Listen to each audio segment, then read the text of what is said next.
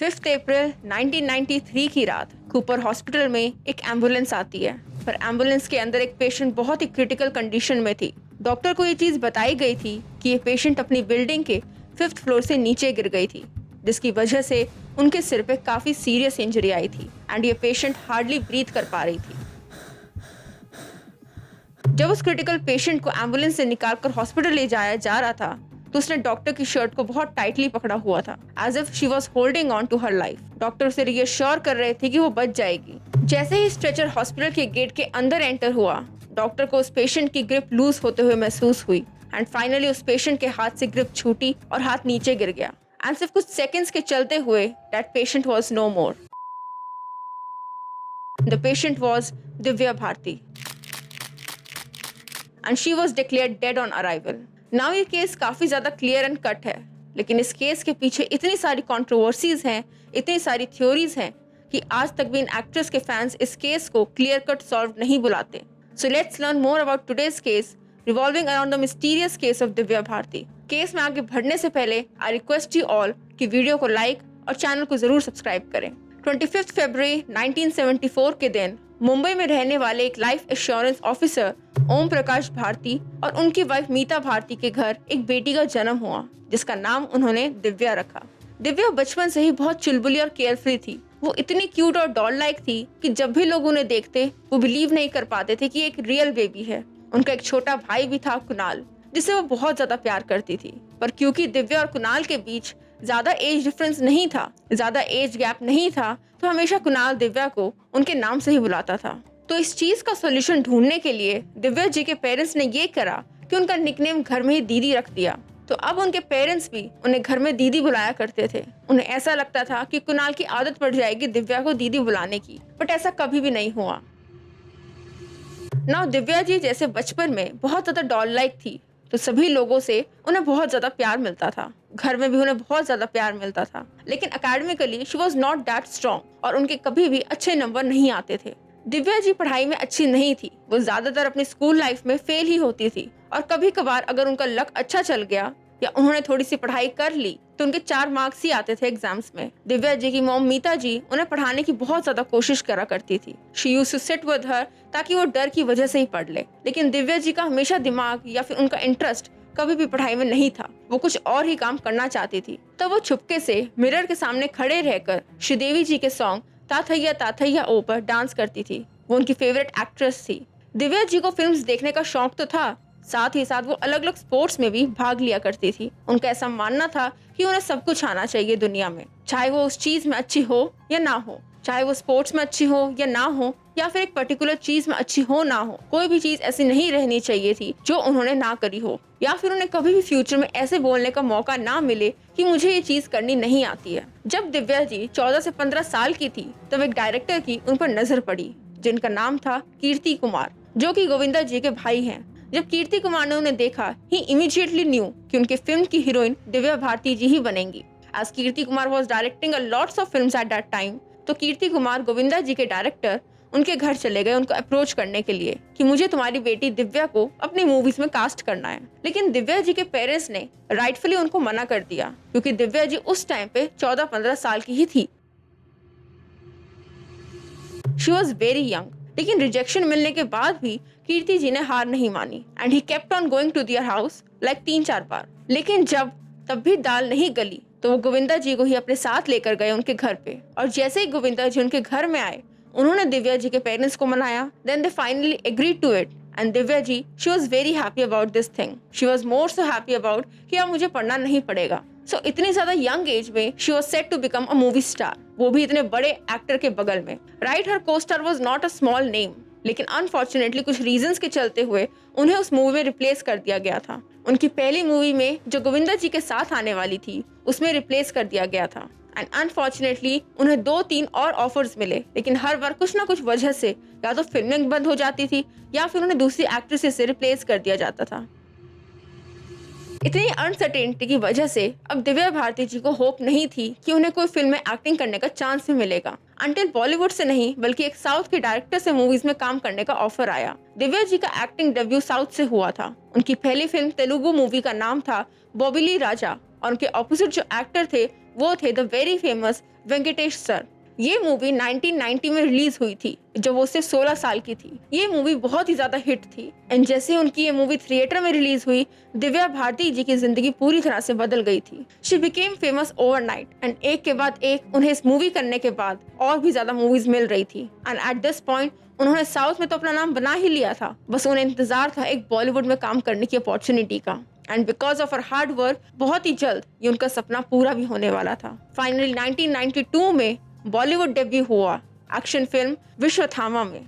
Opposite to Sunny Deol cast हुई थी। Now ये फिल्म तो इतनी ज्यादा पॉपुलर नहीं हुई थी and this movie was also not that hit, पर जेंजी लोगों ने या फिर मिलेनियल लोगों ने भी इस मूवी का एक गाना पक्का सुना होगा। इस सॉन्ग के थिएटर में प्ले होने के बाद से वो इतनी फेमस हो गई in the Bollywood film scene कि ऐसा लग रहा था मानो हर एक बॉलीवुड डायरेक्टर उन्हें अपनी फिल्म में साइन करना चाहता हो। एक के बाद एक दिव्या भारती जी फिल्म्स करती गई, इंक्लूडिंग शोला और Shabnam which was a massive hit, शतरंज, दीवाना और कई सारी और भी ऐसी मूवीज। एंड शाहरुख खान का जो बॉलीवुड डेब्यू था वो दीवाना से ही हुआ था, sharing space with Shahrukh Khan in this film. तो उनके को स्टार होने की वजह से भी that was also one of the reasons कि शाहरुख खान इतने ज्यादा पॉपुलर हो गए थे, इतने ज्यादा लाइमलाइट में आ गए थे। एंड इस मूवमेंट के बाद से ही शाहरुख खान के ऊपर डायरेक्टर्स की इतनी ज्यादा नजर पड़ने लग गई थी। और जब शाहरुख खान बॉलीवुड के किंग खान नहीं बने थे, उससे भी पहले Divya ji was a superstar. Divya Bharti ji ने कई सारी और फिल्म साइन करी थी जिनमें वो अक्षय कुमार, जैकी श्रॉफ, ऋषि कपूर, सलमान खान इन सबके ऑपोजिट कास्ट हुई थी। सब इमेजिन कर सकते हो वो कितने डिमांड में थी उस समय। नाउ द सिचुएशन वाज कि डायरेक्टर्स और एक्टर्स को दिव्या जी के साथ मूवीज बनाने में, उनके साथ काम करने में भी बहुत ज्यादा मजा आता था। नॉट ओनली बिकॉज वो इतनी छोटी उम्र में ही इतनी ज्यादा अच्छी एक्टिंग और बिलीवेबल एक्टिंग करती थी, but also because of her personality. उनका ना कोई फालतू के टैंट्रम्स थे, वो 2 स्टार होटल में भी रह सकती थी, कभी कभी तो वो अपने हेयर ड्रेसर के रूम में भी सोने के लिए तैयार हो जाती थी। And she was very funny, Chulbuli and care free also. एक बार उनके बर्थडे के दिन वो कार के बोनट के ऊपर चढ़कर डांस कर रही थी, which made everyone on set laugh. But talking more about her personality, जितनी केयरफ्री और बिंदास वो थी, उतनी ही ज्यादा वो बच्चों से भी प्यार करती थी। वो अक्सर स्ट्रीट्स पर रहने वाले बच्चों को कभी मॉल ले जाती थी, कभी उन्हें खिलौने लेकर देती थी, कभी उन्हें फूड खरीद के देती थी, चॉकलेट खरीद कर देती थी। सभी लोग उनकी इस इनोसेंस को एडोर करते थे और इनमें से एक थे साजिद नादियावाला। साजिद नादियावाला की दिव्या जी से पहली मुलाकात हुई थी ऑन द सेट्स ऑफ शोला और शबनम।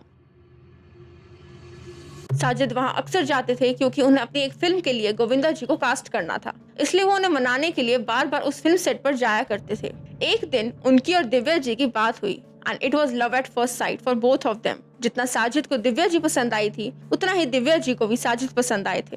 उनसे पहली बार मिलने के बाद ही तुरंत दिव्या जी ने अपनी मॉम से पूछा कि उन्हें साजिद कैसा लगता है, because she wanted to know her mom's taste as well. And धीरे धीरे इन दोनों की बातचीत होना शुरू हुई। They were so in love कि वो दोनों रुक नहीं पा रहे थे एक दूसरे से शादी करने के लिए। And soon they did. शादी करने से पहले भारती जी ने उनकी मॉम को फोन किया था ये कहने के लिए कि क्या वो उन दोनों की शादी में विटनेस बन सकती हैं, बट मीता जी ने साफ मना कर दिया था इस चीज को ये कहकर कि अगर दिव्या चाहती है कि वो विटनेस बने तो पहले उन्हें ओम प्रकाश जी को बताना पड़ेगा। Om Prakash being her father. लेकिन एलिजिडली ओम प्रकाश जी को साजिद और दिव्या की शादी का आइडिया बिल्कुल भी पसंद नहीं था। Maybe it could be because of age difference, but we actually don't know why. पर दिव्या जी अब और वेट नहीं कर सकती थी, तो उन्होंने अपने पेरेंट्स के एब्सेंस में ही शादी कर ली थी ऑन 10 मई 1992। एलिजिडली शादी के बाद दिव्या जी कन्वर्ट हो गई थी और उन्होंने अपना नाम दिव्या भारती से सना नादियावाला में चेंज कर लिया था। लेकिन अभी भी ओम प्रकाश जी दैट इज दिव्या जी के फादर को उनकी शादी के बारे में कुछ भी नहीं पता था और दिव्या जी भी अपनी फैमिली के साथ ऐसे ही रह रही थी जैसे कुछ हुआ ही ना हो। कुछ महीने बीत गए थे उनकी शादी को इस पॉइंट पे और अब वो दोनों अपनी शादी को एज अ सीक्रेट उनकी फैमिली से नहीं रख पा रहे थे। तो दिवाली के दिन जब साजिद उनकी फैमिली से मिलने गए, उनके घर में गए, तो उन्होंने ये ओपनली अनाउंस कर दिया कि वो और दिव्या शादी कर चुके हैं। And surprisingly after that announcement nothing happened and life was back to normal for them. Divya ji अपनी फिल्म में बिजी हो गई थी और साजिद अपने काम में। जल्द ही उन दोनों ने वेरसोवा से तुलसी अपार्टमेंट से 5th फ्लोर पर एक फ्लैट रेंट पे लिया, जहां वो दोनों साथ में रहने लग गए थे। 5 अप्रैल 1993 दिव्या भारती जी की उम्र उस समय 19 साल की थी। उस दिन दिव्या जी चेन्नई से शूट खत्म करके मुंबई लौटती हैं। मुंबई लैंड करते ही वो अपनी फैमिली के साथ बांद्रा में एक घर देखने गई थी और उन्होंने अपनी फैमिली के साथ ही घर भी फाइनलाइज कर दिया था। She was happy that day क्योंकि उन्हें जैसा घर चाहिए था एग्जैक्टली वैसा ही घर उन्हें मिल गया था वहां पर। एंड उसके बाद वो अपने फादर और भाई के साथ पाली हिल्स में अपने पुराने नेबर से मिलने गई थी। तभी सडनली दिव्या जी को एक कॉल आया। फोन की दूसरी तरफ थे साजिद नादियावाला, जिन्होंने ये कहने के लिए फोन किया था कि फैशन डिजाइनर नीता लुल्ला घर में आने वाली है दिव्या जी के आने वाली फिल्म आंदोलन के कॉस्ट्यूम डिस्कस करने के लिए, जिसके लिए ऑब्वियसली दिव्या जी का घर में प्रेजेंट होना बहुत ही ज्यादा जरूरी था। दिव्या भारती जी के भाई कुणाल ने उन्हें वेरसोवा के तुलसी अपार्टमेंट्स में ड्रॉप किया और वो वहां से चले गए। Now when Divya came to their apartment, उस समय पे साजिद जी वहीं पर थे, लेकिन उन्हें कुछ मीटिंग की वजह से घर से बहुत ही ज्यादा जल्दी जाना पड़ा। तो अब दिव्या जी अपने अपार्टमेंट में अकेली थी, लेकिन फॉर्चुनेटली उनके दोस्त या फिर उनके डिजाइनर उनके घर में आने वाले थे। रात के करीबन 10 बजे नीता लुल्ला अपने साइकाइट्रिस्ट हस्बैंड श्याम के साथ दिव्या जी के घर आए। एलिजिडली श्याम दिव्या जी को डिप्रेशन के लिए ट्रीट कर रहे थे। उस समय घर पर दिव्या जी, नीता और श्याम के अलावा एक और इंसान था, जो थी अमृता। अमृता दिव्या जी की हाउस हेल्प थी। अमृता जी ने दिव्या को बचपन से ही संभाला था, जिसकी वजह से you guys can kind of feel this thing also कि वो एक दूसरे से बहुत ज्यादा क्लोज थे। इसलिए शादी करने के बाद भी दिव्या जी ने अमृता को ही अपने हाउस हेल्प के लिए चुना था। नीता, श्याम और दिव्या जी हॉल में ड्रिंक कर रहे थे और अमृता किचन में सबके लिए स्नैक्स फ्राई कर रही थी। थोड़ी देर बाद दिव्या जी किचन में गई और नीता और श्याम हॉल में टीवी देख रहे थे। दिव्या जी किचन में अमृता से बात कर रही थी और चिल्ला चिल्ला कर वो किचन से हॉल में बैठे नीता से भी कॉन्वर्सेशन कर रही थी। अमृता अपने काम में बिजी थी, इसलिए वो ध्यान नहीं दे पाई कि दिव्या जी क्या कर रही थी उस समय।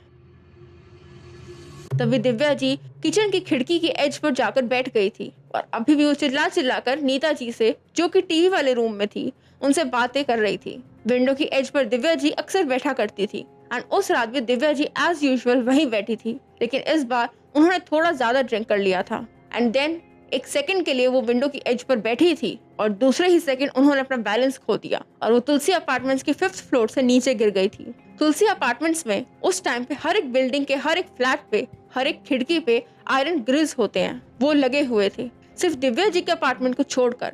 एंड दिव्या जी के लिए वो विंडो एज एक यूजुअल स्पॉट था बैठने के लिए, किसी से बात करने के लिए या फिर हवा लेने के लिए। बट उस दिन शायद उनकी किस्मत ने साथ नहीं दिया। हर रोज दिव्या जी के विंडो के नीचे एक कार पार्क होती थी, लेकिन उस रात वहाँ कोई कार पार्क नहीं थी।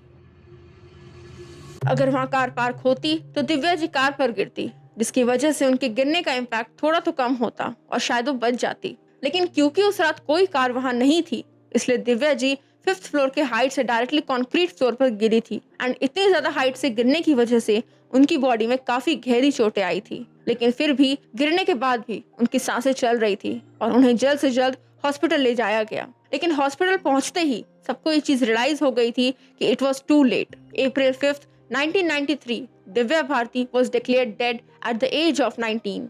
पुलिस के हिसाब से it was a clear case of accidental death, लेकिन इंडिया में किसी को भी इस बात पर बिलीव ही नहीं हो रहा था और धीरे धीरे कॉन्स्पिरेसी थ्योरीज बाहर आने लगी थी इस डेथ को लेकर। नाउ क्योंकि इस केस में बहुत ही ज्यादा पॉपुलर एक्ट्रेस और डायरेक्टर्स का नाम भी जुड़ा हुआ है, विच एवरीबडी और the people who loved her, उन लोगों ने इजीली इस बात को एक्सेप्ट नहीं करा कि उनकी एक्सीडेंटल डेथ हुई थी। सो एक बहुत ही ज्यादा फेमस थ्योरी है इस केस को लेकर, वो ये है कि साजिद का, because he was a director, 90s के डायरेक्टर थे वो बहुत ज्यादा फेमस वाले, तो उनके अंडरवर्ल्ड से बहुत सारे कनेक्शंस थे जिनके बारे में दिव्या जी को पता था। एंड दिव्या जी इन सारे कनेक्शंस या फिर इन सारे जो भी उनकी बातें होती थी, इन सबको एक्सपोज करने वाली थी बहुत ही ज्यादा जल्दी।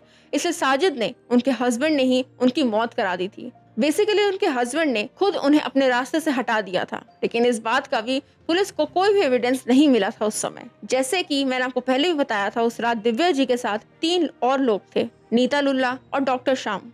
तो नीता लुल्ला और डॉक्टर श्याम के जो स्टेटमेंट्स थे वो आज तक पब्लिक नहीं करे गए हैं और ना ही कभी इन दोनों ने मीडिया से कुछ कहा है। जहाँ तक बात रही अमृता की, जो कि दिव्या जी की मेड थी, एज आई सेड अर्लियर, वो दोनों बहुत ही ज्यादा क्लोज थे।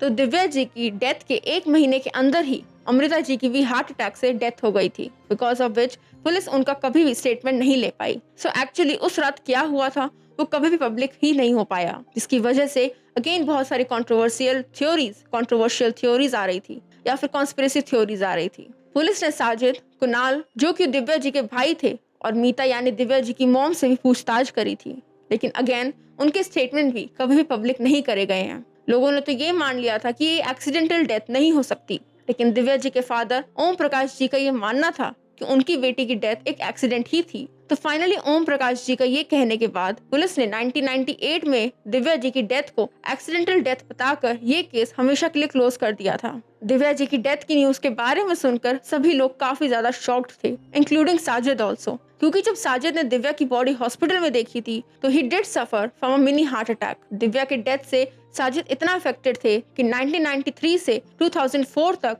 उन्हें प्रोडक्शन हाउस से जितनी मूवीज रिलीज होती थी वो सब दिव्या जी को डेडिकेटेड होती थी। 2004 में साजिद ने दोबारा से शादी कर ली थी एंड ही मैरिड टू वर्दा। लेकिन शादी के बाद भी साजिद दिव्या की फैमिली से काफी क्लोज रहे। वो अपनी मूवी के हर एक स्क्रीनिंग पर ओम प्रकाश जी को लेकर जाते थे। उनकी वाइफ वार्दा भी दिव्या जी की फैमिली का ध्यान रखती थी और उनके जो भी बच्चे थे वो दिव्या जी को बड़ी मम्मी कहते थे। So guys, she is still a very beautiful part of her life. लेकिन सैडली दिव्या जी के पेरेंट्स अब इस दुनिया में नहीं हैं। 2018 में उनकी मॉम मीता जी की किडनी फेलियर से डेथ हो गई थी और 2021 में उनके फादर ओम प्रकाश जी की भी डेथ बुढ़ापे की वजह से हो गई थी। एंड ओम प्रकाश जी की आखिरी सांस तक साजिद उनके साथ ही थे। But at the end I would just like to say कि rest in peace to Divya Bharti ji. I don't know कि अगर वो और इस इंडस्ट्री में रहती तो कितनी ज्यादा अच्छी अच्छी मूवीज देती, कितना ज्यादा एंटरटेन करती लोगों को। But with that I hope that she rest in peace. And with this we end this case. Take care and bye bye.